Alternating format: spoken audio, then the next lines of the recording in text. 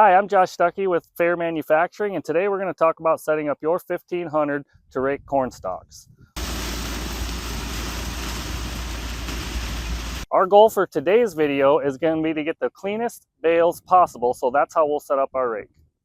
The Fair 1500 and 1700 come equipped with a spring adjustment tool that we will use to adjust our rake wheels. To adjust your rake wheels, simply place the provided tool over the roll pin and apply down pressure. Move the pin to the desired setting of pre-drilled hole.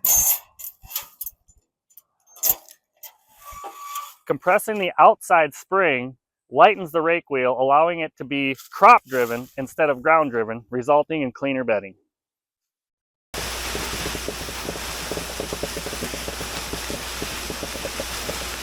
Next, we'll adjust the interior spring, which prevents wheel hop and missed product in the field.